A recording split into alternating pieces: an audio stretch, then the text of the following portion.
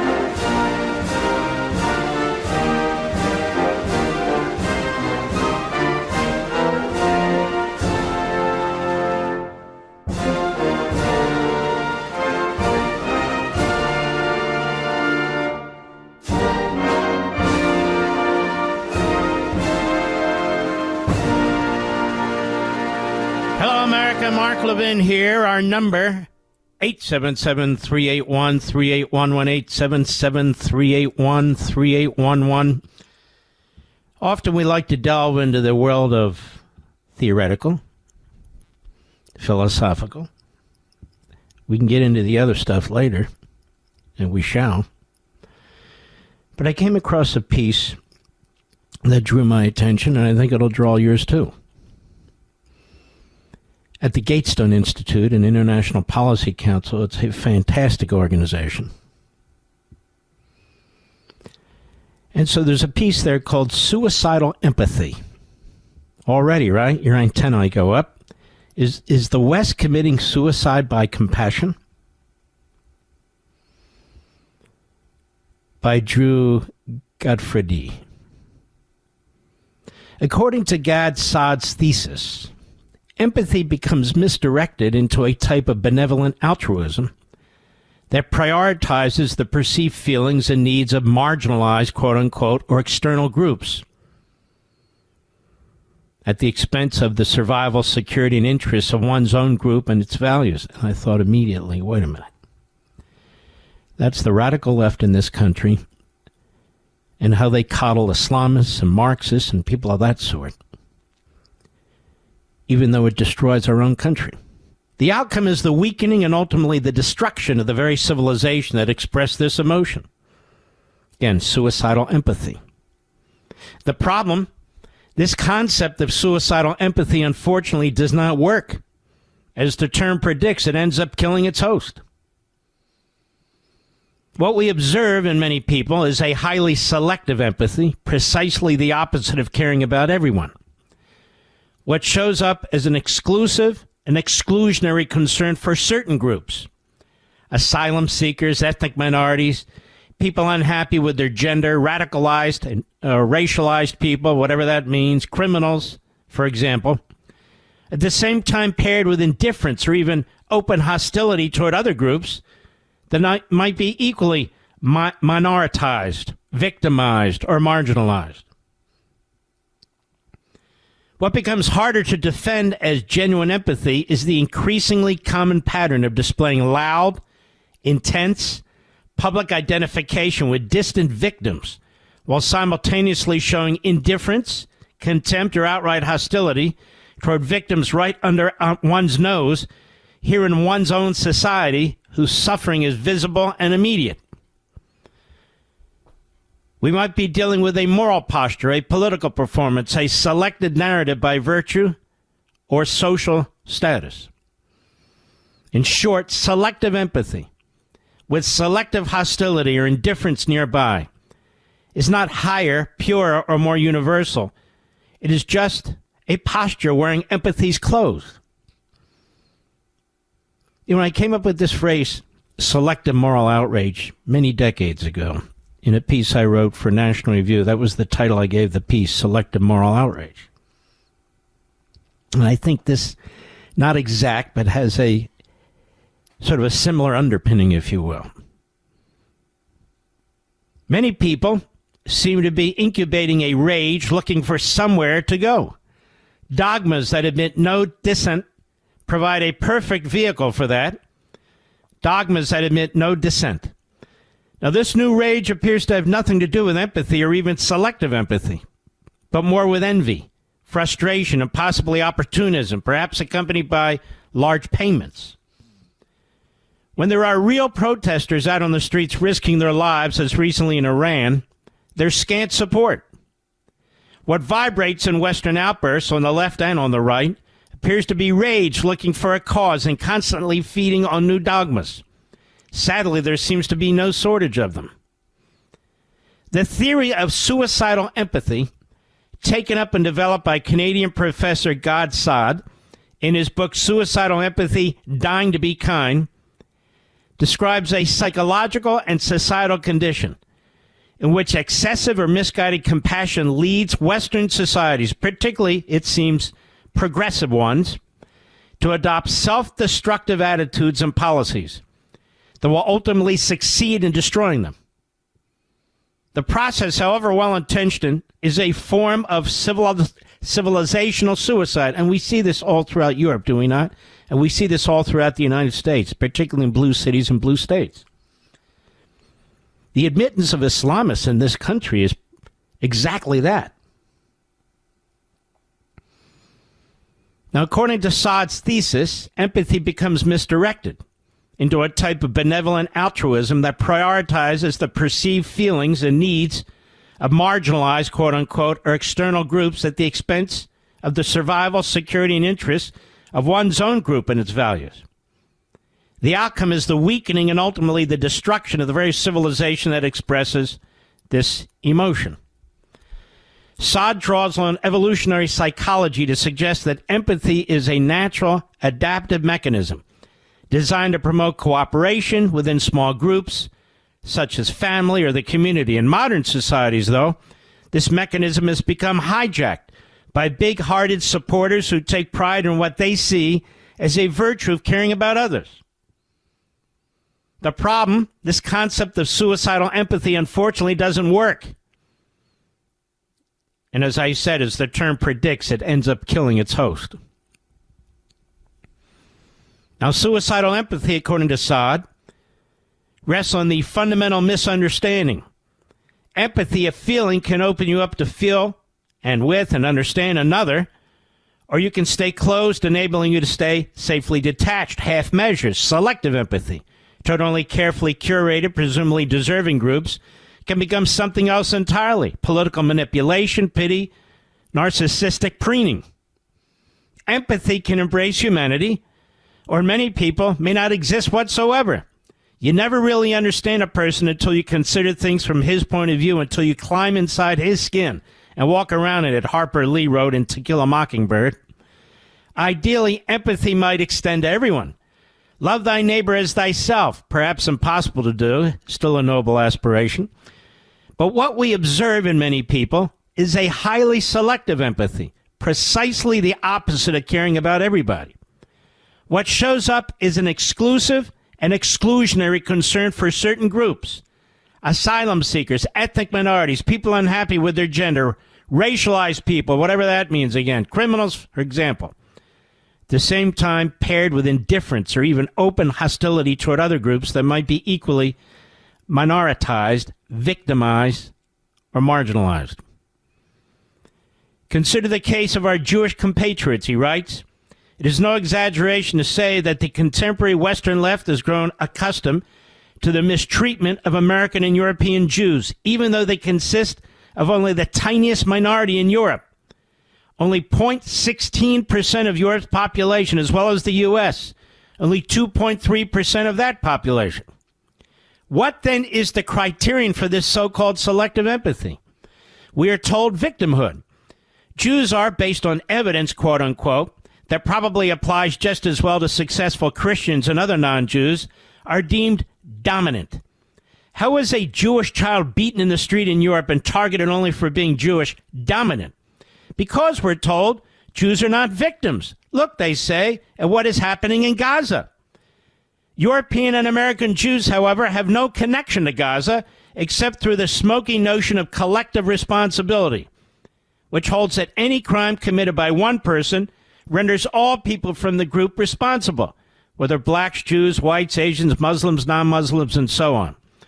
Now, this notion of collective responsibility, as opposed to judging people one by one based on individual merits, has even since earliest biblical times been considered immoral. Let not the sins of the father be visited upon the children. Having empathy does not require to be universal toward everyone, any more than love, friendship, and loyalty are required to be universal. Empathy, like all emotions, is elastic. One minute you might love someone, the next minute hate them. You can enjoy the deepest, most intense love for your spouse and children, but feel only mild benevolence or even indifference toward the rest of humanity. No one would seriously claim that your feelings are therefore fake or not real love. You can be profoundly moved by the suffering of abused children in your own neighborhood, while remaining relatively unmoved by equally terrible suffering occurring in distant countries you've never visited. This does not make your empathy inauthentic. Empathy follows exactly the same path. It is probably common to feel more deeply about those who are physically close, family, friends, neighbors, those who belong to our group, quote unquote, same language, culture, history, and so forth, and those whose pain we can see, hear, or share directly. The farther someone is removed from us, space, time, culture, identity, the more deliberate mental work might be required to generate a comparable emotional response. This isn't hypocrisy, it's simply human nature. What becomes harder to defend as genuine empathy is the increasingly common pattern of displaying loud, intense public identification with distant victims while simultaneously showing indifference, contempt, or outright hostility toward victims right under one's nose, here in one's own society, whose suffering is visible and immediate.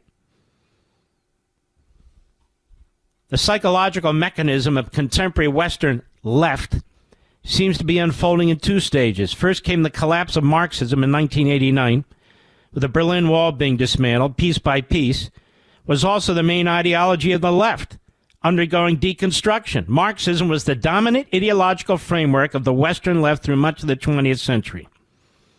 The Age of Extremes, 1994. The communist historian Eric Hobsbawm argues that Marxism was the dominant intellectual and ideological framework of the Western left for much of the 20th century. And he explained that communist parties, socialist movements, trade unions, left-wing intellectual circles largely operated within conceptual horizons shaped by Marxist theory. Even they were not strictly Marxist in doctrine. In other words, Marxism structured how the left understood history, capitalism, class, political struggle through most of this century, and still the case with, obviously, in New York City. The collapse of Soviet communism in 1989 symbolized the failure of Marxism as a viable political economic system. Therefore, the left lost its core ideology and began searching for replacements. The hatred of the West, of capitalism, of so-called inequality has been around at least since the writings of Marx. In the West, this rejection of what exists and of what has founded our civilization's predominance has been a constant, at least since the French Revolution in 1789. Marxism later proposed a supposed solution, false and unachievable, by claiming theoretical, even scientific coherence.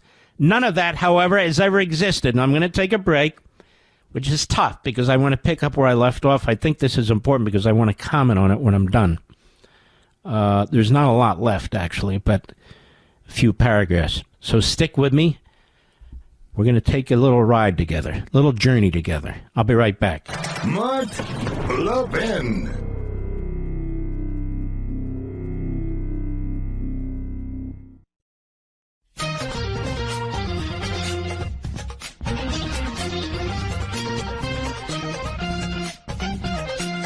All right, just a few more paragraphs. We'll wrap it up, and then we can have a discussion about this.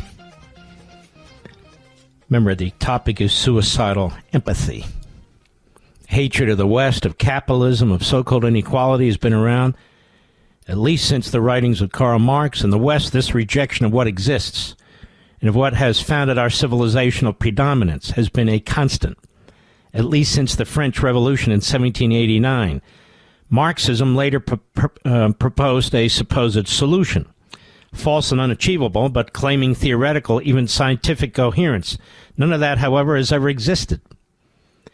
This outrage and anger then seized upon a motley collection of ideological substitutes, some good, such as the abolition of slavery and universal suffrage, some not good, such as the abolition of borders and radical environmentalism, political Islam, and the abolition of prisons. What appears lost in the freedom to disagree. Diverge from these new precepts and you exit humanity itself. You become a figure of evil. Anyone who departs from these fragile dogmas, even marginally, is now denounced, excommunicated, morally disqualified, and wherever possible, socially destroyed.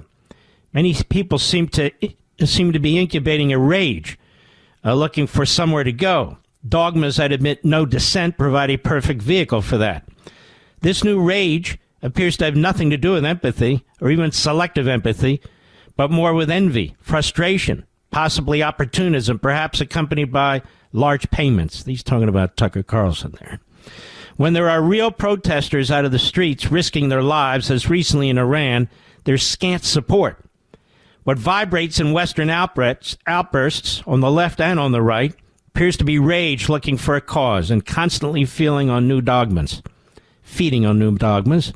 Sadly, there seems to be no shortage of them. I think that's beautifully written and explaining suicidal empathy. And I think that's exactly right. And it is suicidal. If we let one more person in this country who is a radical Islamist, and we don't remove those who we can remove because of the cancer that they are spreading in this country, which is anathema to everything we stand for, we won't survive it. And that's what's meant by suicidal empathy. And what's also meant by suicidal empathy, in my view, is it's really not empathy at all. It's false empathy. That's what it is. In other words, for some it may be real empathy, or empathy that is false, but for others, it's camouflage for evil. I'll be right back.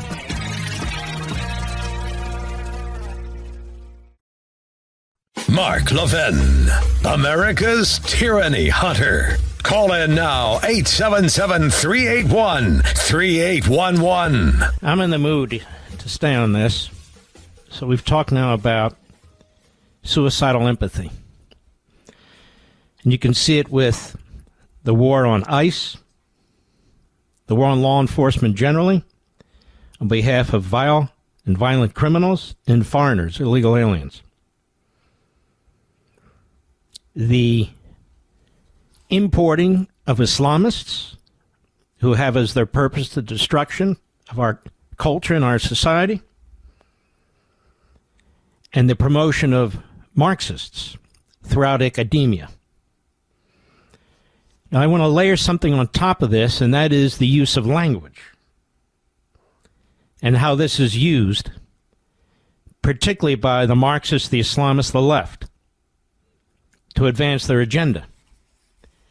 Used against you and me, Mr. and Mrs. America.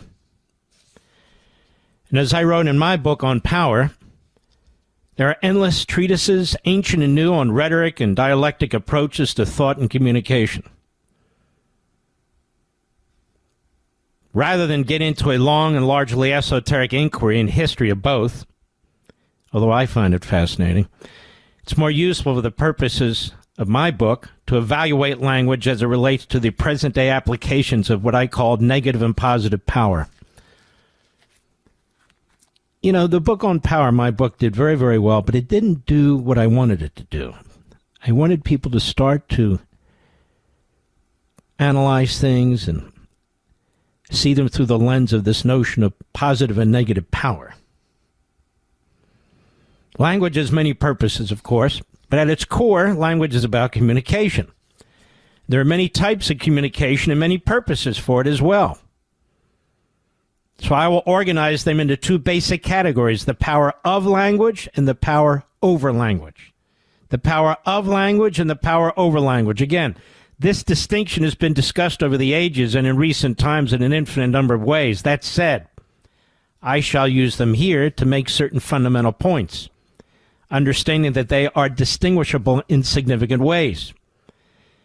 The pursuit and maintenance of negative power. Negative power would be Marxism, Islamism, much of what the Democrat Party promotes. That is, power that seeks to seize your fundamental liberties, your unalienable rights, those things that we believe in through the Judeo-Christian belief system and the Enlightenment. Seize it, bring it into the hands of a relative few, whether that relative few is overseeing a centralized, Leviathan, or a mob. A mob. Either way, it's tyranny. The pursuit and maintenance of negative power require the utilization of negative techniques of communication, including manipulation. Again, think of our current debates. Deception, repetition, deceit, concealment, distraction, and fear-mongering. The entire immigration and deportation debate. And language that is intimidating, self-serving, and orchestrated. It is an approach that seeks to arouse prejudices and stifle independent thought. The purpose is to exert power over language and to control the population without moral reservations. Indeed, morality itself is said to be relative or nothing but an abstraction, concealing the rot of open societies and democracies and obfuscating the exploitation of the people. In the political context, when language is applied this way, it strikes a central part of the democratic system, denying the body politic, information with which to make knowledgeable, qualitative, and collective decisions. Of course, this is the intention of its practitioners. Moreover, communication of this sort exists for the purpose of arousing and angering the citizenry and exhorting them to action that is destructive of the existing society and their own lives and lifestyles in service to the demagogue and his aims. Is this not exactly what's going on, Mr. Producer? Inasmuch as the people and their consent are the only legitimate and just source of government, the entire enterprise becomes corrupt and malevolent. Unfortunately, citizens acquiesce to it, regurgitate it, or even demand it. Where applicable, vote for it, believing there is no other course or that it is the best course until it's too late to reverse course without an abrupt and often violent revolt. But for many, suffering persists for an extended period of time. Now, for example, prior to the Russian Revolution, Britannica finds that in Vladimir Lenin's 1902 pamphlet, which of course I acquired, not his only pamphlet, there were many printed, I have one. What is to be done, he argues, quoting Britannica, quote, that the propagandist whose primary medium is print explains the causes of social inequities such as unemployment or hunger, while the agitator, whose primary medium is speech, seizes on the emotional aspects of these issues to arouse his audience to indignation or action. Agitation is thus the use of political slogans and half-truths. Again, think of what's going on right now. To exploit the grievances of the public and thereby to mold public opinion and mobilize public support. Propaganda, by contrast, is the reasoned use of historical and scientific arguments to indoctrinate the educated and so-called enlightened members of society, such as party members, said Lenin. Now, here's the kicker. The combination of agitation with propaganda, that is, activism with speech, is, as Britannica further explains, agitprop. A-G-I-T-P-R-O-P. You heard me using it earlier in the week.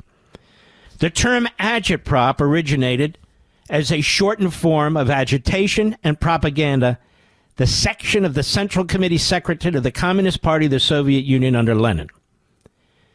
Agitation and propaganda. The Department of the Central Committee was established in the early 1920s and was responsible for determining the content of all official information, overseeing political education in schools, watching over all forms of mass communication, and mobilizing public support for party programs. Now, to a significant extent, this is what's going on right now, mobilizing public support for Democrat Party programs. Again, for Marxism and other forms, I write, of autocrat ideologies and governing systems, negative power is exercised through language that is tailored to lord over the people and control the society and culture. Language is a tool of the state that serves the state. It takes on official character. It is limited, prescribed, and restricted. It compels certain types of speech. Sound familiar? And suppresses other forms, censorship.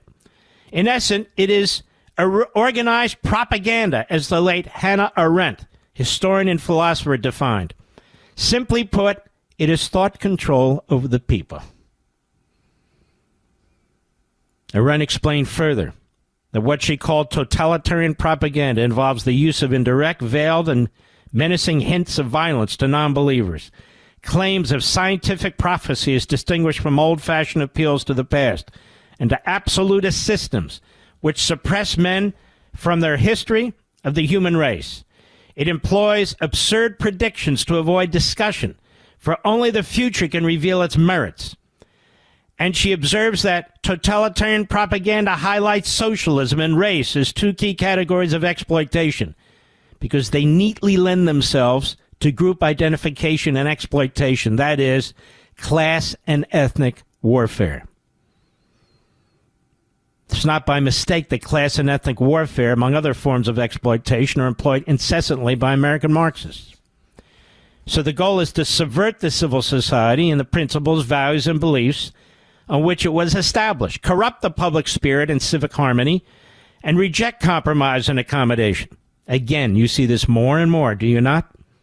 The people must be unmoored from and cleansed of their own history, faith, and family.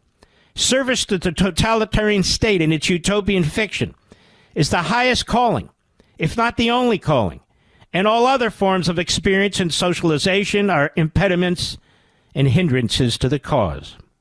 That's not her, that's me writing this. Of course, democracies are not immune to this plight. In fact, they're susceptible to it. Negative power, and therefore negative language, exists in all societies, albeit to a different degree than in totalitarian regimes, which I earlier referred to as soft negative power. However, an examination of its influence in democracy first requires review of positive language in democracies. Positive language emphasizes the power to, whereas negative language emphasizes the power over. Positive language taps into the individual and societal benefits of communication, including persuasion, interaction, truth-seeking, and the competition of ideas. It is language that is solicitous, factual, respectful, tolerant, informative, and well-intentioned. Now, when you see these debates on Sunday between, and the Republicans don't even know what they're doing, and the Democrats either know or it's knee-jerk. Positive language, that is, you hear Republicans trying to explain, no, we're not cutting Medicaid, we're just making sure X, Y, Z. And then you hear the Democrats saying, you want people to starve, you want people to go without health care, it's a right.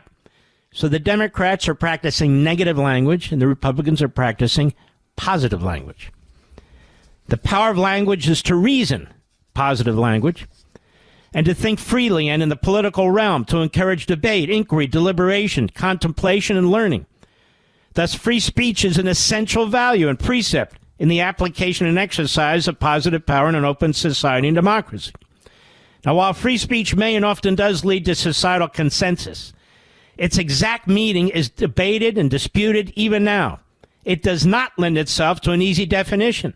It is better understood through a contextual description and elucidation by example. And I go into this in great detail. You know, if you didn't buy the book on power, I think it's like 2 cents on Amazon right now. I mean, I'm overstating it. But it's a very, very, very important book for understanding what's going on in this country today, whether it's the Democrats and immigration and deportation, whether it's how the media communicates with you. This idea of positive power and negative power, soft negative power. what I also call authoritarian democracy. These are very, very important points to understanding what's swirling around you. And I'm quite serious. Let me look this up while you're here. I haven't looked this up in months and months and months. Because On Power came out, I believe, July 29th of last year. Let's see. As these books get older, they get very, very affordable. On Power, Amazon. Let's see. Give me 2 seconds. I'm looking it up. See that? And it's only in hard copy. We didn't put it out in paper copy. $13.49. That's it. Now, I don't make a lot of money in a book that sells for $13.49, so I'm not doing this for money. I'm doing this for knowledge. This is one of the greatest books I've ever written, along with Liberty and Tyranny and American Marxism. And there have been other good ones. But these are my 3 best books. On Power. And On Power is written in plain English, as you can hear, but very heavy concepts that I break down that's taking place in our own country right now. I don't think you'll find it at too many retail stores, but you'll find it on Amazon. It's just $13.49. Again, I'm not pushing this for money. I don't need this money, and it's not a lot of money. It's not a lot of money at all. It's what's in the book that I want you to familiar yourselves with. If you're listening to this show, I know this is something that you want to know. I'll be right back. Mark Levin.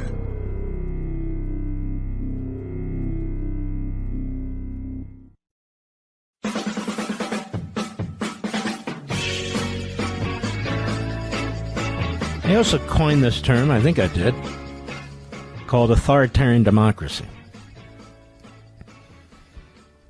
I think that kind of sums things up pretty well when it comes to the Democrat Party, the Marxists, and the Islamists.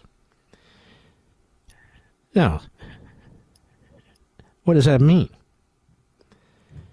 That means you go through the motions of voting, popular participation in your government, but more and more the government has nothing to do with the voting, the outcome of the vote. It's detached from it, like the massive bureaucracy, like the unelected judges, like the Democrat Party that is constantly trying to sabotage a president that was elected in a landslide. Don't get me wrong, they can certainly oppose him, but that's not what they seek. It's a party that uses impeachment as a policy tool, and this is a party that seeks to destroy our immigration laws. First, when they were in power, by defying them, by destroying them, and then when they're out of power, by using violence, utter violence, with these hateful groups, whether they be communist groups, anti-Semitic groups, socialist groups, whatever the group. And they come together in common cause. And that's what? To destroy the country. So this is what I mean by authoritarian democracy. And you can call it authoritarian republicanism. I'm not really interested in splitting hairs right now. I'm just explaining the point. And I think that actually better describes this notion of suicidal empathy, although they're not mutually exclusive. And I think the way that language is used, what I call negative language, and you hear this constantly now from Democrat politicians, from hosts and so-called journalists, from entertainers, when they use things like dictatorships and Gestapo and all these other things, these slogans, they're intended to incite, confound, anger. What they are not intended to do is to create a legitimate debate, thinking process, to gather knowledge. They're the complete opposite of that. That's why I call it negative language versus positive language. And when you have a negative view of society and a negative view of government in the sense that you reject the Declaration and the Constitution, you want centralized authority in your party, the Democrat Party, much like the Communist parties, they seek negative power. They seek the destruction of checks and balances despite their propaganda against Trump. They want to pack the Supreme Court, create their own ideological Politburo, if you will, change the voting system as they're trying to do right now in Virginia so they can never lose, and yet you still vote. That's authoritarian democracy. And that's what they stand for. We'll be right back. This segment of the podcast is exclusively sponsored by Pure Talk. Pure Talk offers great coverage and can save your family money on your wireless bill every single month. Go to puretalk.com to find the plan that's right for you. Thank you again for listening, and thank you so much for this sponsorship, Pure Talk. He's here. He's here. Now, broadcasting from the underground command post, deep in the bowels of a hidden bunker, somewhere under the brick and steel of a nondescript building, we've once again made contact with our leader, Mark Levin. Hello, America. Mark Levin here. Our number, 877-381-3811, 877-381-3811. Yasir Kadhi. Yabba Dabba Doo. In London in 2007. Warning us, an Islamist warning us. They've been telling us over and over again what they're going to do. They tell us today. They told us yesterday. They told us almost 20 years ago. Ladies and gentlemen, England is gone. Those of you who've gone to England over your lifetimes, I know we did, 20 years ago, maybe 18 years ago, had a wonderful time all over England and London in particular. It's not the same place. You'd think you're in the Middle East. You're not safe anymore. Free speech is gone, and that includes what you might wear. If you're a patriotic Brit, pretty much have to keep your mouth shut.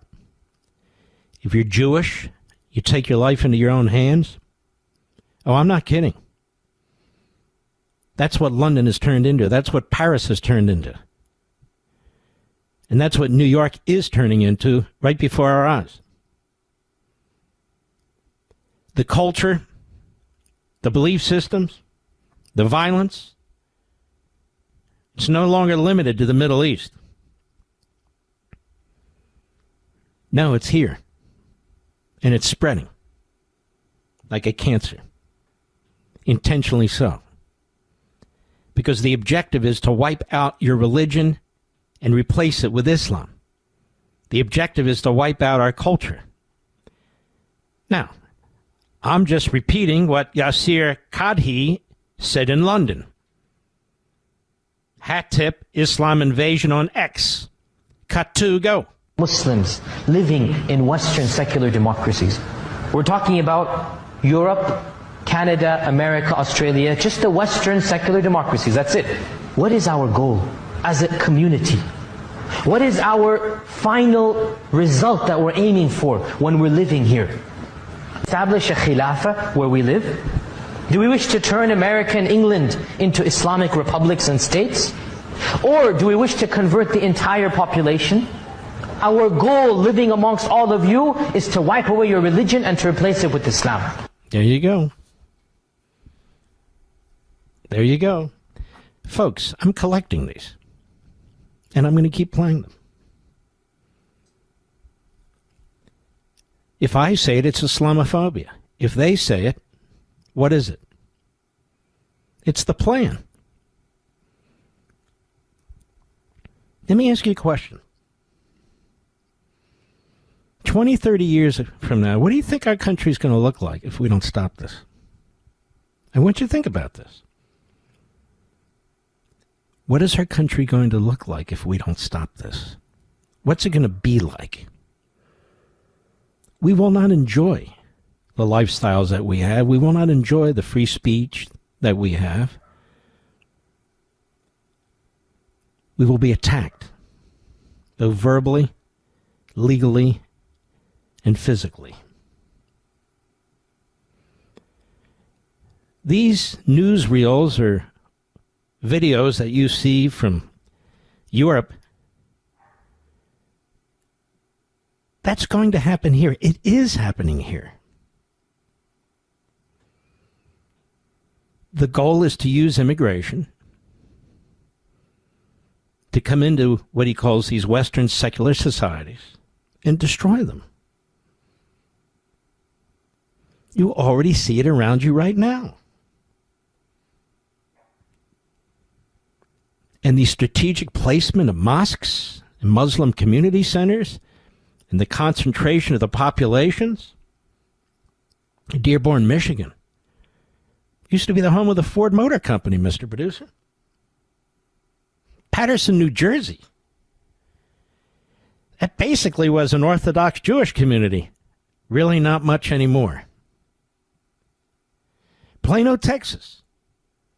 One of the reddest of red places in Texas. Well, they're working on that right now. And Houston and Austin. It's key that they take down Texas. And now Florida. Florida. What is this nation going to look like? Now, I read that article, remember, on suicidal empathy. I would just call it suicidal. To bring people into our country. To allow them to come into our country. Refuse to assimilate into our culture, but instead seek to destroy it from within. Those people should not be allowed in our country, and traditionally people like that would never be allowed in our country. Ever. Under any circumstances. This is the problem if the Democrats change our immigration laws and our deportation requirements, if they effectively destroy the ability of ICE to track down, detain, and deport people. This is what the Democrat Party is up to. The Democrat Party is going to use our Bill of Rights, our kindness. They're going to use it to empower themselves. And they don't care if that involves Islamists and Marxists or any other ists. That's who they are. That's what they believe. They don't love the country. The leaders of that party do not love the country. Now, there's obviously independent or individual Democrats who have fought for the country and are patriotic. Maybe you're a Democrat by family, by practice. Maybe there's some things you like better than the Republican Party. But I'm not talking about that. Those are political differences. I'm talking about utter and complete societal differences. A rejection of the American founding, an attack on the constitutional construct. I want to play this again. Loud and clear. Yasser Qadi in London, England. Cut 2, go. Muslims living in Western secular democracies. We're talking about Europe, Canada, America, Australia, just the Western secular democracies. That's it. What is our goal as a community? What is our final result that we're aiming for when we're living here? Establish a khilafah where we live? Do we wish to turn America and England into Islamic republics and states? Or do we wish to convert the entire population? Our goal, living amongst all of you, is to wipe away your religion and to replace it with Islam. Mm-hmm. And you've heard this scores of times. I've played it many times, not him, others. Stated in different ways, but the same bottom line. This organization, CARE, should be abolished. Whatever it takes, some law or whatever, it should be abolished. We cannot have an organization in our country that spreads the beliefs of Hamas, the Muslim Brotherhood, and is in fact destroying our society. They are succeeding step by step. And they've explained they want to take over the legal community, the teaching community, the judiciary. They want to have 50 Islamists in Congress who have all kinds of power and control, because we know that Congress is always pretty close in terms of Republican-Democrat numbers. They see the Democrat Party as the organism through which they will operate. And the Democrat Party embraces them, like Mandami, like Tlaib, like Omar, like the lieutenant governor of Virginia. And the Democrat Party, much like the Islamists, because of its Marxist influence, they will lie and lie and lie for power. And I'm going to give you a perfect example when we come back. I'll be right back. Mark Levin.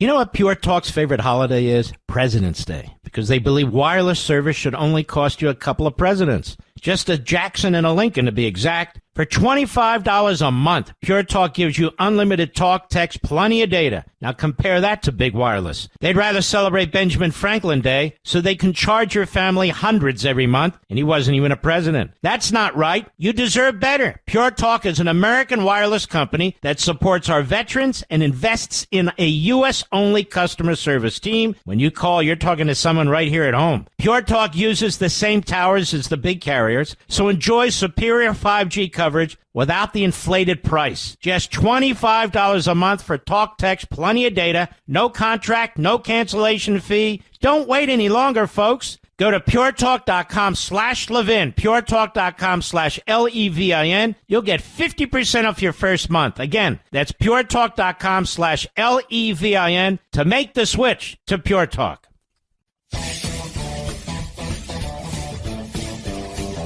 Don't forget Life, Liberty, and Levin tomorrow night, folks. There's no football this weekend, just so you know.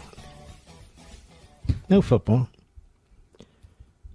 We have Hans von Spakovsky and Gordon Chang. Am I opening? I think you're going to love the show tomorrow night. Set your DVR now, in case you can't make it. It's a good habit to get into when there's certain shows you like, so you don't feel pulled in one direction or the other. Seriously, 8 p.m. Eastern Time on Fox. And then Sunday, we're going to have Jonathan Turley and Douglas Murray. Just some great subjects we're going to get into. And my opening on Sunday, I'm going to discuss at great depth Iran. Great depth. Aspects you haven't been told about, you may not know about. I'm just not one of these who believes we should keep negotiating with the Iranian regime. And my take on this now, I might as well share it with you. I posted about it very briefly. Iran is becoming the North Korea of the Middle East. Now you'll hear the backbenchers blurt it out and say, oh, like I've said. They don't say anything interesting or profound or unique because they don't think about this stuff, which I do, morning, noon, and night. Now, what do I mean Iran is becoming the North Korea of the Middle East? Iran right now is utterly and completely impoverished. It has an unemployment rate of over 40%. It has an inflation rate of over 40%. The value of its currency is worthless. 1/5 to 1/4 of its people are living in abject poverty. A majority of the people don't eat 3 square meals a day. They're running out of water constantly. They're running out of electricity, but then, of course, they've shut that off. If you look on a map tonight, or look at a satellite picture if you could, you would see that Iran is dark, much like North Korea. You will see that it is a concentration camp now, much like North Korea. That the people are impoverished, they're destitute, and they either go along and keep their mouths shut or they will be executed on the spot. You've got prison camps now, just like North Korea. And yet North Korea now has 50 nuclear weapons tonight, and they add 6 to 7 every year. And ballistic missiles, technology they have shared with the Iranian regime, as has Communist China. All the resources of the regime in Iran, stolen from the people, enrich the hierarchy, and go towards the military, go towards their missile programs, their nuclear program. Now, we knocked out those nuclear sites, and they're building new ones. And they'll build new ones again and again and again until Khomeini is taken out, until he's removed. And so I feel it's my obligation as somebody who has a television show and a radio show and soon to have his own video podcast program to use these platforms to communicate with you, Mr. and Mrs. America, to communicate with people in our administration and in Congress. Because what the hell good is it otherwise? You got guys smoking pot on their podcasts, saying the most outrageous things because they want clip. I'm not into all that crap. I'm just not. Now, what I said before the break is the Democrat Party lies and lies and lies for power. And it does. We had 3 candidates running for statewide office in the Commonwealth of Virginia. All 3 posed as moderates. The lieutenant governor was and is an Islamist, every bit as much as Mondami. She's a dangerous woman. The attorney general is a nut job. But the governor, Spanberger, was even promoted by Republicans on some of our favorite TV shows as a moderate who worked at the CIA and so forth and so on. And she campaigned as a moderate. And she wouldn't talk about her views on transgender operations for children. She wouldn't talk about her views on taxes. She wouldn't do it. And the media didn't press her in Virginia or anywhere else. And she won big. Now just listen to this short clip from ABC News 7, the local affiliate of the ABC News Network. Listen to this.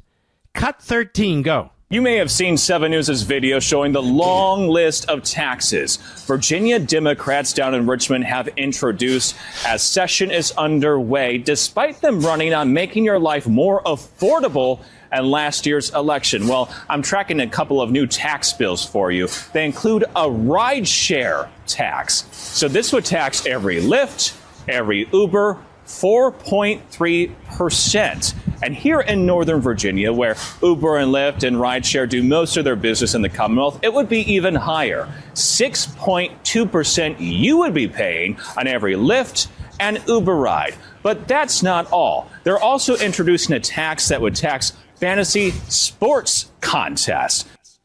And it goes on and on and on. All these things that people use. These aren't billionaire taxes. These aren't millionaire taxes. And that's why I've told you over and over again, I don't understand how the Republicans lose the battle of the affordability debate. I really don't. They could start with a gallon of gasoline, and they're going to raise taxes on that too, by the way. They're going to raise taxes on everything that you use in Virginia and put taxes on things that you've never had taxes on before, like Uber and Lyft and so forth. And Northern Virginia is where the heaviest population is concentrated, with a few other areas of the state, but mostly in Northern Virginia, which is where they get the bulk of their Democrat votes. And they're taxing the morons in Northern Virginia who voted for them 6.2% on every Lyft and Uber ride. The rest of the state, 4.3%. And you have suckers out there who are going to say, I can afford that. We can afford that. Really? And if the price of eggs went up 6.2%, what would you be saying? And if there were new taxes on something that was never taxed before, what would you be saying? These are affordability issues. And here, the prices are going up because the state government is making them go up. And they're going to increase income tax rates for the people who live in Virginia. Oh, yeah. They're going to create a new rate for the so-called rich, which means anybody who's not poor. Virginia's going to turn into a dark blue state. People are going to be running out of here, all because they voted for liars, frauds, and phonies, Democrats. I'll be right back.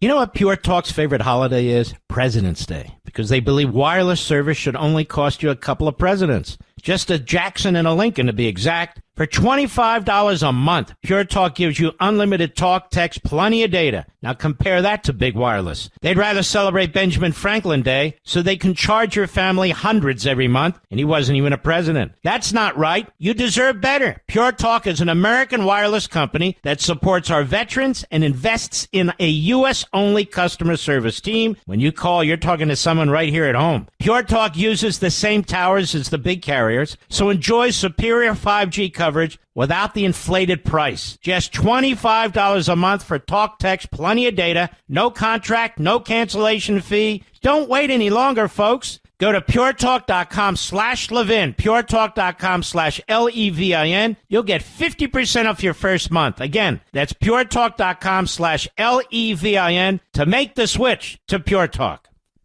This is the Octagon of Talk Radio, the Mark Levin Show. Call him now at 877-381-3811.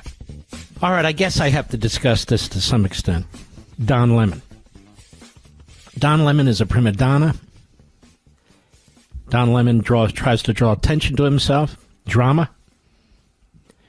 And Don Lemon is not a journalist, okay? He gives his opinions. He gives them online. He used to give them on CNN. If you can't make it at CNN, you can't make it anywhere, because that's like the bottom of the barrel. That and MSLSD. And so what happens is we have a church service last Sunday. The pastor, the parishioners, they bring their children, little kids. And so these communists, socialists, Islamists, name them, they decide, they strategize in advance, using their very sophisticated communication activities, that they're going to go into this church in the middle of the parishioners praying, middle of services, because they believe the pastor is with ICE. And that's exactly what they do. And they disrupt the parishioners and the pastor. They disrupt their service, their prayers to God. Turns out they've also blocked off all the entries. And Don Lemon was there. He didn't just happen to be there. He knew exactly what was going to happen. He knew exactly what was going to take place. And he shoves a microphone in the pastor's face. And so he's part of it. He's part of the mob. He's part of the conspiracy. And in our country, you're not allowed to do that. You're not allowed to protest and interrupt religious services. Can you imagine if that's allowed? If that's allowed to come out of Pandora's box? Don Lemon was part of it.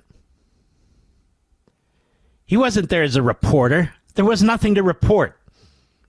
But let's say he was. He's still not permitted to do it. It's not a First Amendment issue when you're disrupting by physically forcing your way into a church service for the purpose of disrupting it. That's about as un-American as it gets. And so he committed a crime, allegedly, under the so-called FACE Act. A crime, as did the others.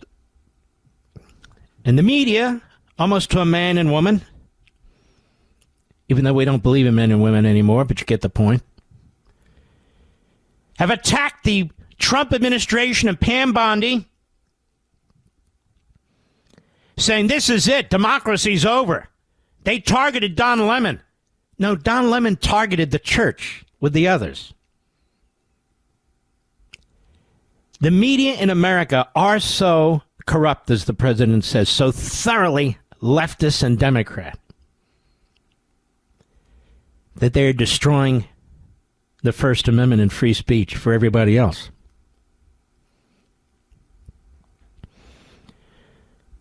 So Pam Bondi had this to say, cut 14, go.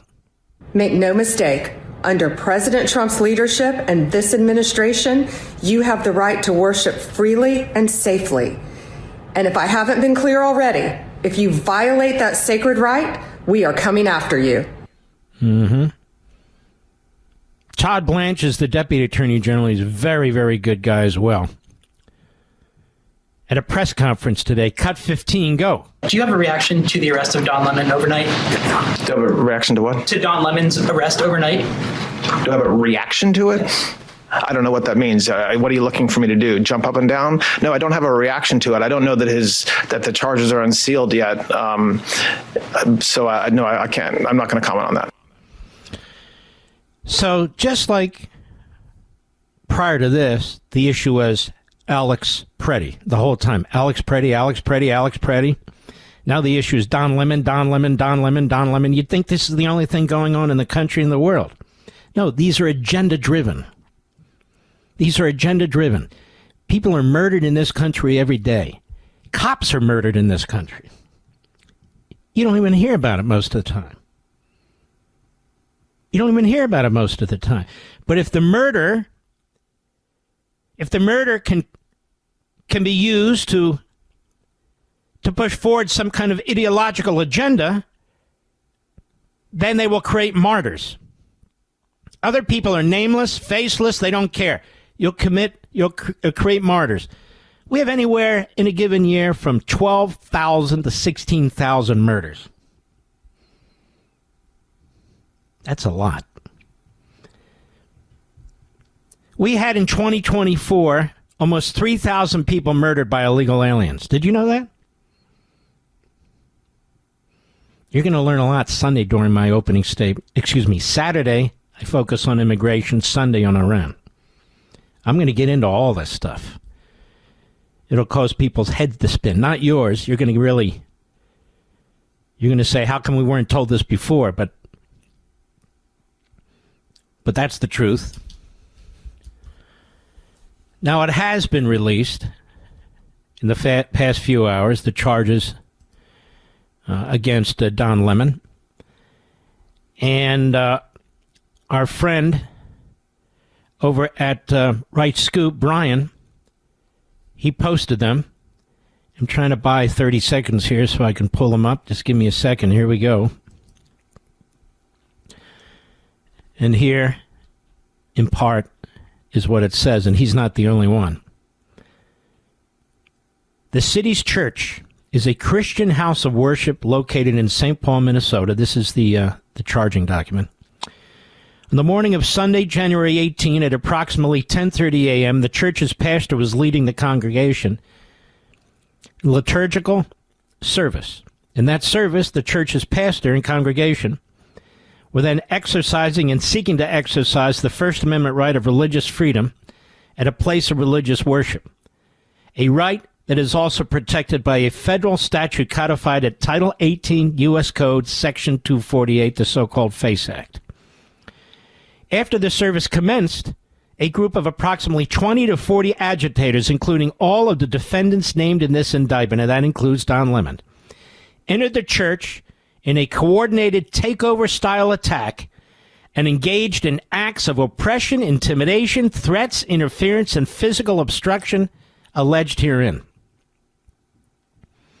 As a result of defendants' conduct, the pastor and congregation were forced to terminate the church's worship service. Congregants fled the church building out of fear that their safety, and other congregants took steps to implement an emergency plan, and young children were left to wonder, as one child put it, if their parents were going to die. So they were traumatized, as you can imagine. Count 1, 18 U.S.C. Section 241. The allegations set forth are realleged and incorporated herein by reference.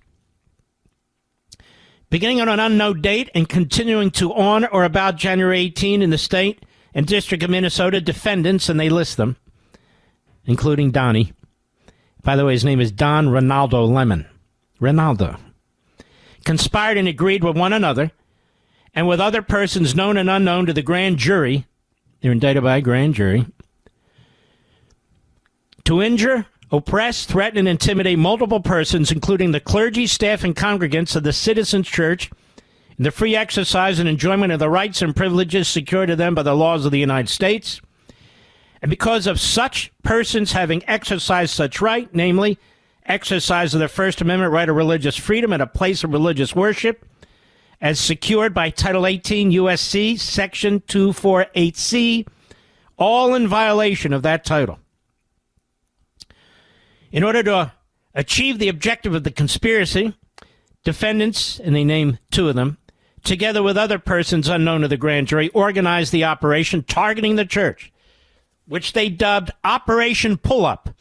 Operation Pull-Up, and promoted it on the internet via Instagram accounts.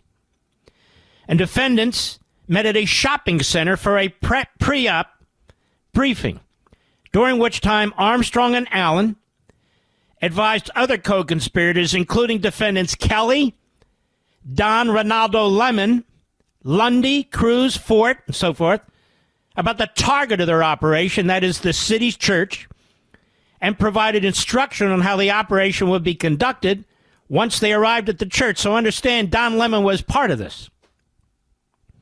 And once at the church, all the defendants entered the church to conduct a takeover-style attack. They came through all the entry and exit ways and engaged in various acts in furtherance of conspiracy.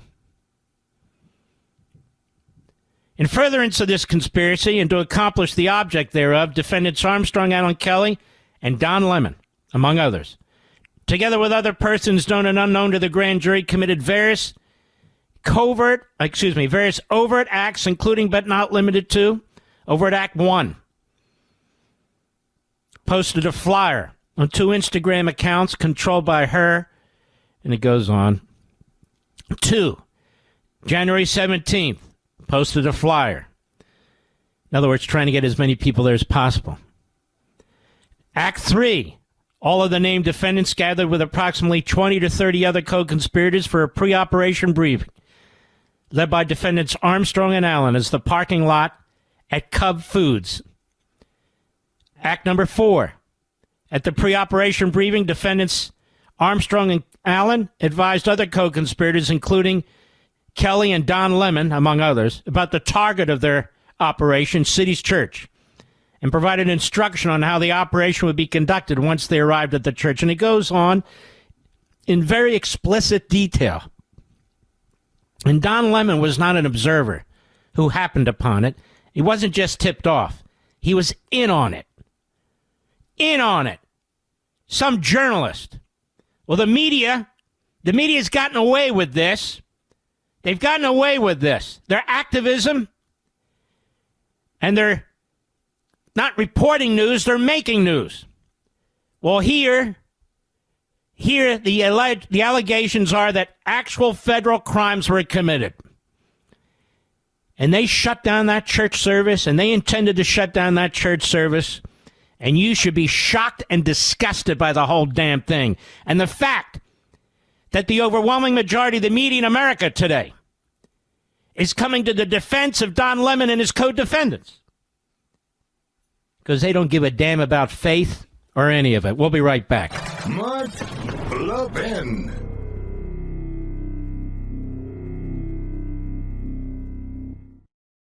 You know what Pure Talk's favorite holiday is? President's Day. Because they believe wireless service should only cost you a couple of presidents. Just a Jackson and a Lincoln, to be exact. For $25 a month, Pure Talk gives you unlimited talk, text, plenty of data. Now compare that to Big Wireless. They'd rather celebrate Benjamin Franklin Day so they can charge your family hundreds every month, and he wasn't even a president. That's not right. You deserve better. Pure Talk is an American wireless company that supports our veterans and invests in a U.S.-only customer service team. When you call, you're talking to someone right here at home. Pure Talk uses the same towers as the big carriers, so enjoy superior 5G coverage without the inflated price. Just $25 a month for talk, text, plenty of data, no contract, no cancellation fee. Don't wait any longer, folks. Go to puretalk.com/Levin, puretalk.com/Levin. You'll get 50% off your first month. Again, that's puretalk.com/Levin to make the switch to Pure Talk. So here's what Chuck Schumer said on the floor of the Senate today about Don Lemon. Just listen to how they twist this. Cut 16, go. Last night, federal agents arrested journalist Don Lemon in Los Angeles after he recently covered protest activities in Minnesota. Once again... By the way, Chuck Schumer was never concerned about journalist Mark Levin and the 13 emails that the January 6th committee got off my computer somehow, which basically didn't provide them with any assistance, but they were my private emails. Chuck Schumer wasn't concerned about journalist Mark Levin. Go ahead. Living no differently from police states and authoritarian regimes across history. No, police states, moron, and authoritarian regimes send in their thugs, pretend they're journalists or something else, to shut down church services. That's what they do.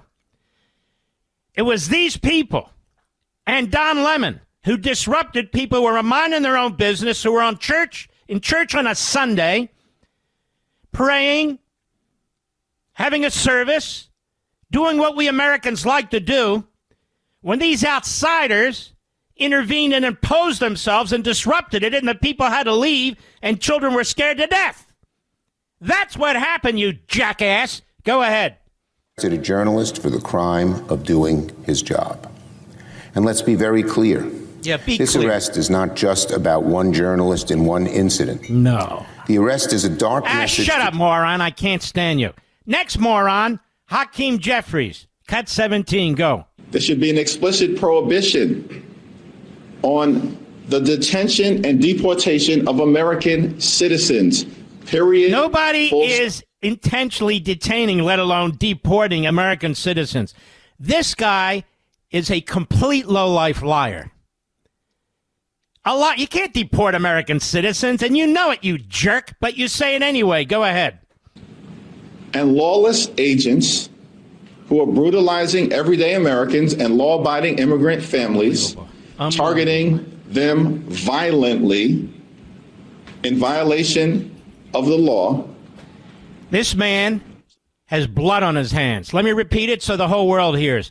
Hakeem Jeffries, with this kind of rhetoric, day in and day out, he's a very stupid man. But he's got that negative language down, baby. Look what he says about these brave men and women in ICE. Look what he says. And look who he defends. I'll be right back.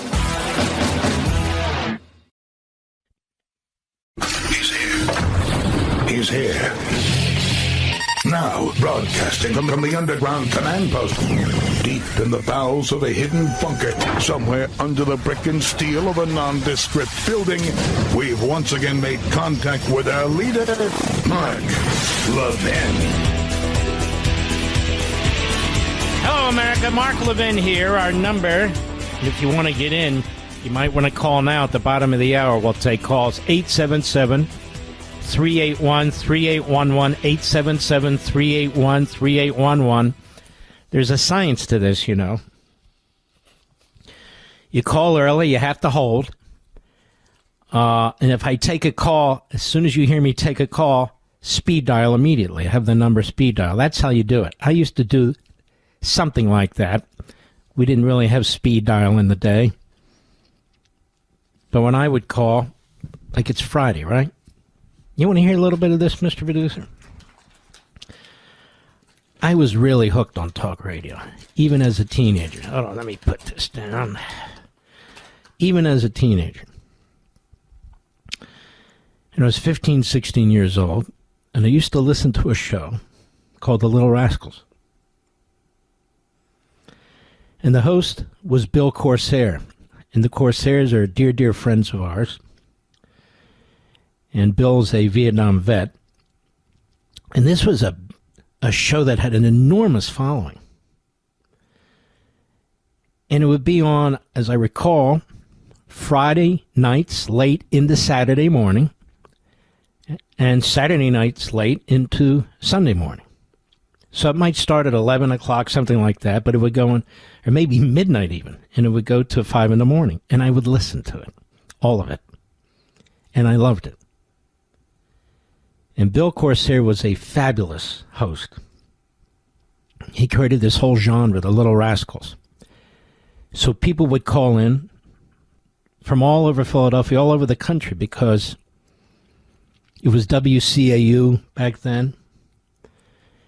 No, it wasn't. I forget the calling numbers. It doesn't really matter. And he had a huge following, so people would call in and they would give themselves special names, or he would give them special names. And maybe a couple times a year we would all get together. I did it once. And I was 14 or 15 years old. And I called myself, ready for this, Rich? You know what it is. The Matzo Ball Kid. I was a kid. I did a Matzo Ball Kid. Now, the way it worked back then, some of you know, you only had a hardline phone. No such thing as a cell phone or anything like that. I mean, I used to get a walkie-talkie from time to time at Radio Shack and share it with my brother or a friend, and that was a big deal. That was fun. But nobody even imagined the idea of a cell phone or an iPhone or anything like that. Here I am dating myself. You know, when I was young and I would hear people date themselves, I would say, why are they doing that? But I'm just telling you a little story about this. I was very excited when Friday night would roll around or Saturday night would roll around. I was 14 maybe. And I'd go all the way up to the attic area, or the top floor, I should say. It wasn't really an attic. And we had a phone in sort of this rec room. It's not as palatial as it sounds. My parents were quite middle class, and they were fantastic, by the way. But the phone was in the hallway. So it had a long cord, so I had to sort of bring it all the way into the room, kind of shut the door, because I didn't want to wake the rest of the family. In fact, my parents didn't even know I was doing it. Not that there was anything wrong with it, but no big deal. I just wanted to do it.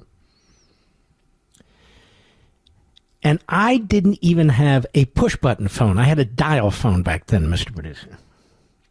The push-button phones were available, but we didn't change the phones. That's not the way we were. My parents made do with what they had. And I'm only telling you this about strategizing to call into a program. So when I thought somebody was about to hang up, I would dial all the numbers but the last number. And if I had to wait too long, of course, you would get the signal, you know, that the phone had hung up. So there was kind of an art to this thing. But I would say about 2 out of 3 times when I did that, I got through. Now, you still had to wait. I don't know if his board took 5 callers, 7 callers, 9 callers, but you still had to wait. So if somebody was talking, you might still be an hour and a half till you got on the show. It was a lot of fun. A lot of fun. Bill, I hope you're listening. And your beautiful wife. And I saw them both at my Radio Hall of Fame, the dinner where all of we inductees were, and they were there. They're just great people. And so that's why I say you got to strategize when you're thinking of calling into a program, excuse me, like this, because typically you won't get in on the first try. Sometimes you will. Somebody's hung up, and you just hit the number. And that's rare, but it happens. But that's what I used to do. And then I'd get on the air, and I was a little nervous, but I had to a couple of meaningless things I'd want to say, but Bill was a great host. He'd kind of bring you along, so tell me about this and tell me about that. It was just a ton of fun. We don't do radio that way anymore. In conservative talk radio, again, I used to listen to WCAU, and we had some very good hosts. I remember a guy who was kind of right center, but he was very sarcastic but very smart, Joel Spivak Jr., and he would eventually come to Washington. I don't know if he was on WMAL or where he was early on. And there were others. Then there was an FM station that went all talk. It's kind of more my style, had solid conservatives. And there was a host I really, really enjoyed named Dominic Quinn. That was the station when Bob Grant, the great Bob Grant, who would bounce between WABC and WOR in New York, depending on who would fire him or depending on who would pay him, but he was and is a legend in and around New York, and he was a dear, dear friend of mine. He became a dear friend of mine. But he was on the station. It was an FM station, a talk station in Philadelphia for a period of time. I would call Bob from time to time. He didn't know who I was back then, but as I got into broadcasting and he got older, we became very good friends. I really did and really loved the guy. He was just great. Smart, fun. But I remember calling into his program. And you better be on your toes when you call into Bob Grant's program, Mr. Producer. You really... And I remember when I first got to know Rush, man, he was so kind and so decent. And I always said, I don't want to buy. He said, no, keep sending me stuff on the Constitution and the law and so forth and so on. And Cookie, Kathleen Gleason, she was fantastic. And she really was a major player. She encouraged me. Back then, guess what I was doing? Faxing the stuff to them. And I remember Rush said one day, what's wrong? Don't you know how to email? Because email just really kind of came out, and I started to email. And one day out of the blue, F. Lee Levin, the director of my legal department. I remember him starting that. And we became very, very close. And, of course, we miss him a great deal. And in that mix was Brother Hannity. He's a tremendous broadcaster, Hannity, in radio and TV. He is, and as nice as they come. Sweetheart. We'll take a little break. I'm going to add on to this in a little bit when we come back. We'll be right back. Mark Levin.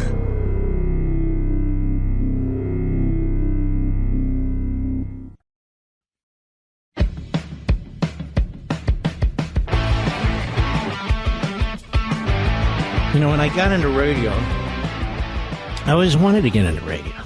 When I was 16 years old, I kept harassing the program director at WCAU in Philadelphia. I said, you would have a show with a teenager host on the weekend, on a Saturday or Sunday for an hour. I think just to get me off his back, he brought me in with my parents, and I did about a half hour, and that was that. You know, I obviously went on to do other things, became a lawyer and so forth. But I always listened to talk radio. I used to listen to Larry King when he was syndicated. He wasn't very political at the time. I would adjust my antenna on my Radio Shack transistor radio so I could hear Bob Grant and others up in New York, as well as the guys in Philadelphia. And that's how I came across Rush Limbaugh, listening to AM radio, where I thought the greatest talent was, and in many respects it still is. But I once said to him, when I was syndicated, right before I was syndicated, I said, how am I supposed to come after you? We had what was called in talk radio at the time Murderers Row. It was Rush, Hannity, and Levin. And we were all on WABC. We were on many of the same stations, even though they were with one company, what was called Premier, now iHeart. I was with another, which is now Cumulus. It was ABC Radio Network. But before I was syndicated, I said, what am I supposed to say after you and Hannity? You know what he said? You know, Mark, they heard from me, they've heard from Hannity, but they haven't heard from you. You just be Mark. And he said, you have a lot to offer. You've got your personality. You have your wits. And you will do well, very, very well. And he and I, when he lost his hearing, we would text a ton. I often look at the last email he and I had. Same with Hannity. Sometimes all three of us. But I asked him once, what do you think of the way I do radio? He said, I love it. He said, you know who you remind me of? I said, who? Joe Pine. I said, Joe Pine? Joe, P-Y-N-E, Pine. Bob Grant worked with him and for him for a period of time. I had a very fuzzy memory of who Joe Pine was, and then I looked it up, and I said, okay. And this was a guy who really was good, and he was really tough. He was very controversial. When he had particularly dumb callers or left-wing callers, he'd get into fights with them. Again, I certainly wasn't trying to copy Joe Pine. I wasn't really clear who he was, or anybody else for that matter.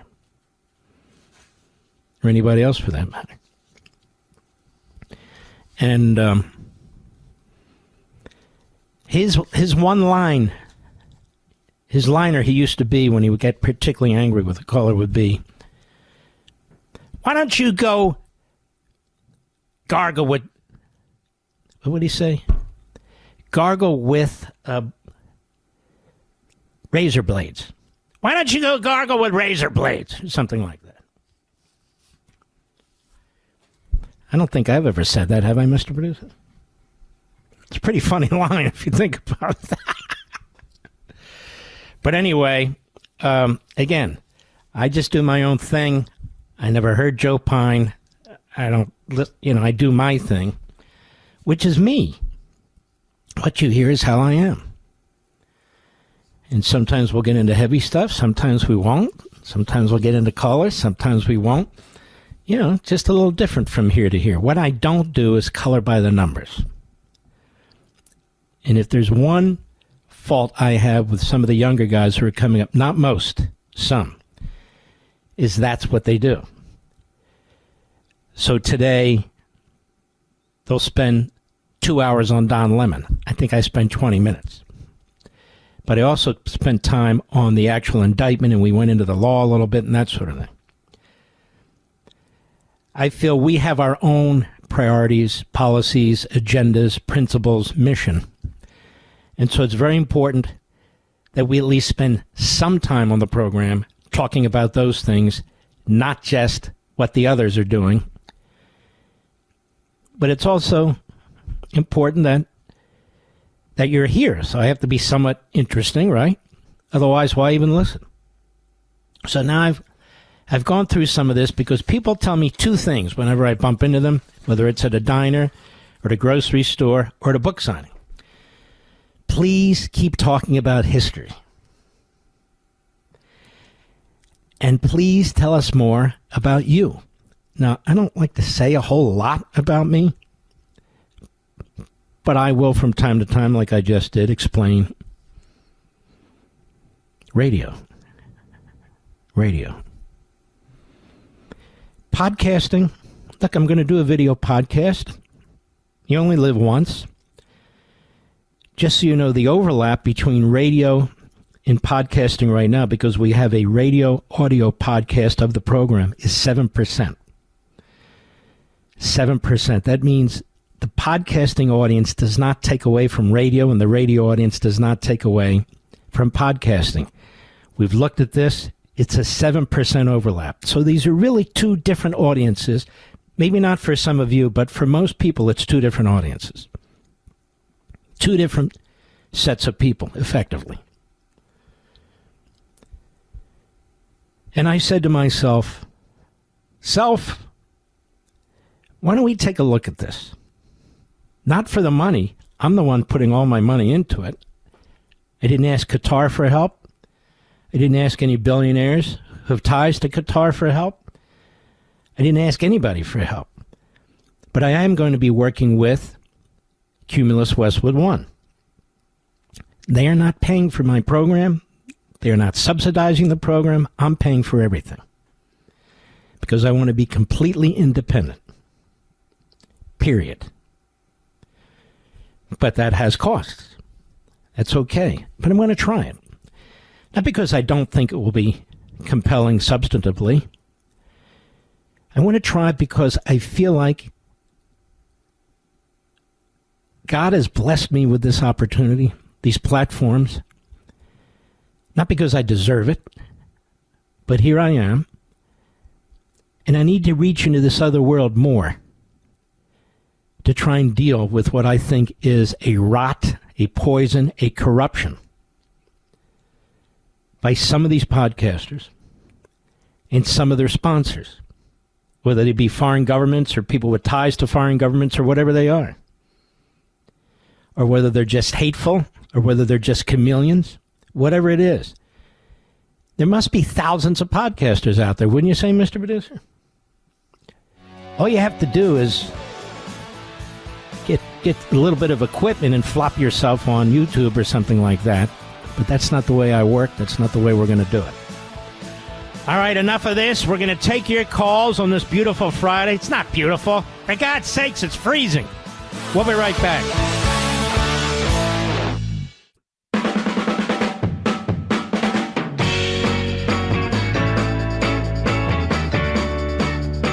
I have some an entertaining clip that just came up with a transom that I'm going to play for you. So don't go away. I'm not playing radio games. I'm telling you, don't go away. You'll want to hear this. And I think I should play more of this stuff, to be perfectly honest with you. I think I should play more of this stuff. All right, let's go to Brian, Clarion County, Pennsylvania, on the Mark Levin app. Brian, how are you, sir?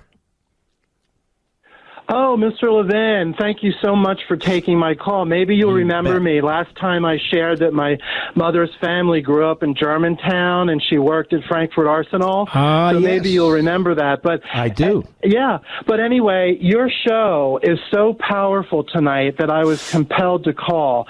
I mean, to hear this Islamist say clearly that the goal is to destroy our religion and replace it with Islam just confirms for me, sir, that this is not about justice, social justice, or equity. This is pure satanic treason.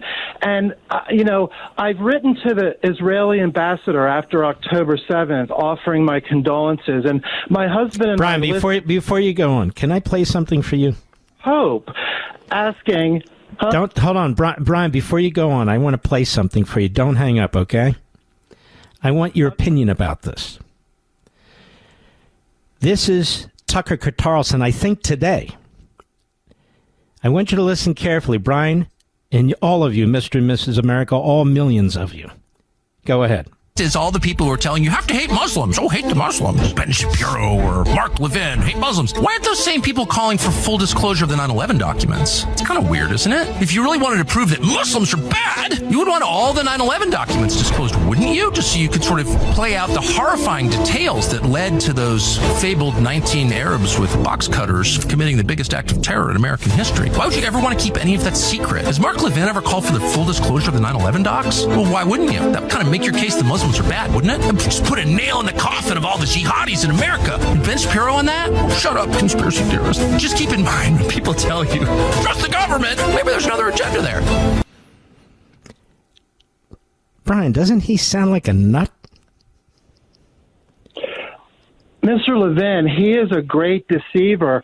Americans don't hate Muslims. We don't hate Muslims. We dislike Islamists who are using God in a way to destroy our country and our values. We don't hate Muslims. Muslims are good people. And you know what else he's doing there? He wants you to believe the Jews were behind 9/11. The Mossad was behind 9/11. That's where his head is. And so I should call for all the documents that have already been looked at by congressional committees, by independent committees, and so forth. I should join in his conspiracy against my own faith because he's a lunatic. But I want people to hear more of him, and I'm going to play these clips from him from time to time. So he's perfectly happy with this, Brian. You see what I'm saying? He's perfectly happy with the Islamists. He's perfectly happy with these imams. He's perfectly happy with all of it. And I want the American people to hear this from his own mouth. What a complete nut job this guy is. Go ahead, Brian. It's a distraction. I wanted to ask you, because we all see what's happening, and I am petrified at what we see. And it's like my husband and I have complete faith and trust in President Trump, and we love our country. But it seems like we're clutching our pearls as we watch this. When is decisive action going to happen? What can we do? What we can do, hold on now, what we can do, and what I'm trying to do behind this microphone is first educate as many Americans as I can about what's actually taking place. And I'm doing it so people can hear the people who are saying it. It's not just Mark telling you what they're saying. I'm playing it so you can hear it. That's number one. Number two, we need to tell our congressmen and senators, and yes, the administration, that we want them to put an end to this, that we want individuals who are here illegally, who are spewing this stuff, removed. Or if they're here on visas, we want them removed. If they're not citizens, because we can't remove citizens, we want them out. And we want to alert our fellow citizens. You need to go to these town meetings, these board meetings, these zoning meetings, and make sure these facilities, which are breeding this ideology, are not built in your communities. So there's a lot we can do once we know what's going on and spread the word. There's a lot we can do. And you're right. You're right about everything you said, Brian. God bless you, my friend, and call again. Appreciate it. Cleveland, Ohio, XM Satellite. Sally, how are you, Sally? I'm well, but I'm getting increasingly concerned. But first of all, it's such an honor to speak with you. I'm a long-time listener, but a first-time caller. And I thank you for your sounding the alarm continuously about the growing Islamist presence. And I see it here even in northern Ohio. The proliferation of mosques and their affiliated schools that have, in the last 5 to 10 years, but mostly recently, popped up. And also, of course, the activists on the college campuses, and how they try to use the idea of religious freedom, and they misuse it because they are a political ideology. Exactly. And they're getting more and more power in even red so-called states. Well, hold on one second. Mr. Producer, I know I'm putting you on the spot. Can you pull up that CARE guy? Awad, Niwad, or whatever the hell his name is, from yesterday? We're going to look for that. And go ahead, Sally. I'm sorry. Well, and there's been, with our conservative broadcasters like Bob France, there's been a growing outcry to make people aware, but it still isn't enough. We have to reach out to all our fellow citizens and try to make... The Democrat Party wants to destroy ICE. We can't deport these people if we destroy ICE, and these Republicans better not start bending over backwards and throwing in on this, because I'm not going to put up with it, and that means millions of you aren't either. So, Sally, I want you to listen to this. We're going to play this, and then we're going to play Catarlson. I want you to listen to this, America. This is about a year ago. This is the head of CARE, Council on American Islamic Relations, the biggest organization of its kind in the country, in every state, in every community, and it is a Hamas front group. Go. I have been given this strategic plan, framework for success for the Muslim community. And let's just think about it together in the next couple of minutes. We have almost 4,000 mosques in America. 4,000 mosques. 4,000 mosques. About 6 million people attend these 4,000 mosques every Friday. That's really the infrastructure of the Muslim community. The core of Muslim life in America is the largest number of mosques. Secondly, you have schools, social services, organizations, economic, social, political, and scientific organizations and businesses. However, how can we plan in 20 years for the Muslim community to be a celebrated community? So what's the plan? 4,000 mosques. I would like our community, the leadership here, after inshallah you build this mosque, unless you can do it at the same time, establish a scholarship fund on an annual basis. And just we're running out of time. He wants to build 4,000 mosques. He wants massive presence. He says 50 members of the House of Representatives, maybe a Supreme Court justice or two. That we basically have to control the culture, businesses, entertainment. And then I want you to hear Tucker Carlson, what he said today. Go ahead, Mr. Is all the people who are telling you have to hate Muslims. Oh, hate the Muslims. Ben Shapiro or Mark Levin, hate Muslims. Why aren't those same people calling for full disclosure of the 9/11 documents? It's kind of weird, isn't it? If you really wanted to prove that Muslims are bad, you would want all the 9/11 documents disclosed, wouldn't you? Just so you could sort of play out the horrifying details that led to those fabled 19 Arabs with box cutters committing the biggest act of terror in American history. Why would you ever want to keep any of that secret? Has Mark Levin ever called for the full disclosure of the 9/11 docs? Well, why wouldn't you? That would kind of make your case the Muslims are bad, wouldn't it? Just put a nail in the coffin of all the jihadis in America. And Ben Shapiro on that? Oh, shut up, conspiracy theorist. Just keep in mind when people tell you, trust the government, maybe there's another agenda there. My God. My God, he doesn't think the hijackers did what they did. He thinks it was somebody else. And you got to release the documents, you see. This is always their line. Release the documents, the documents. Saudi Arabia was behind it. He just gave a speech at Saudi Arabia. He was probably paid a small fortune, maybe a big fortune. In my view, this man's a traitor. And we have to fight what's going on in this country despite poison and cancer like him. We'll be right back. Mark Levin.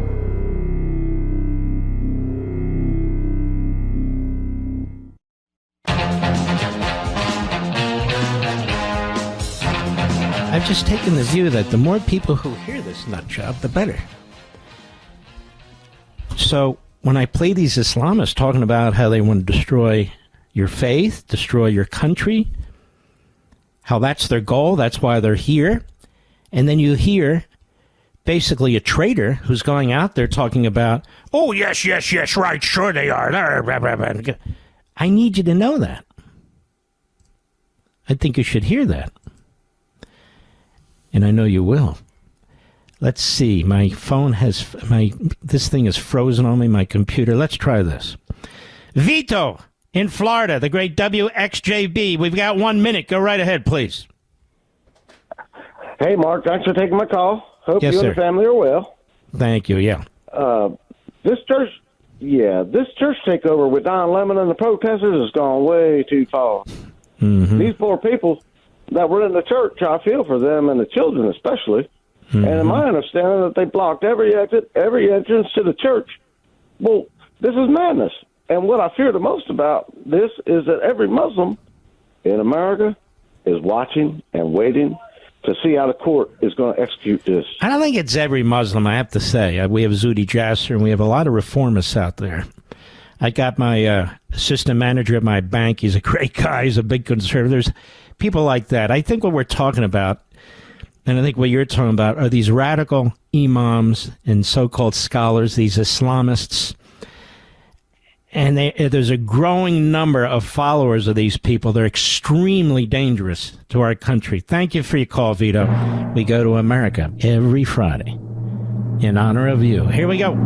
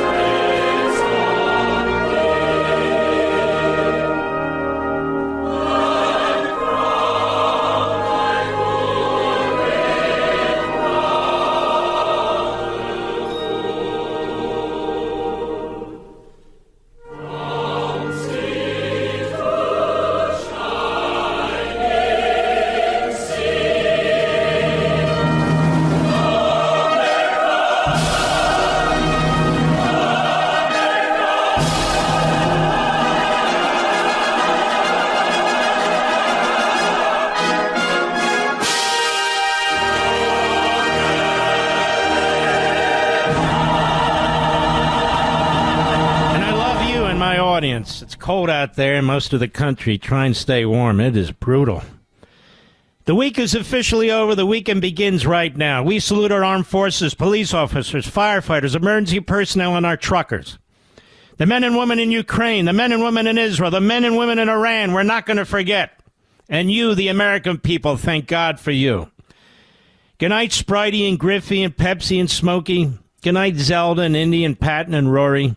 Good night, Gigi and Marty and Barney. Good night, Dad and Mom. We're holding down the fort here.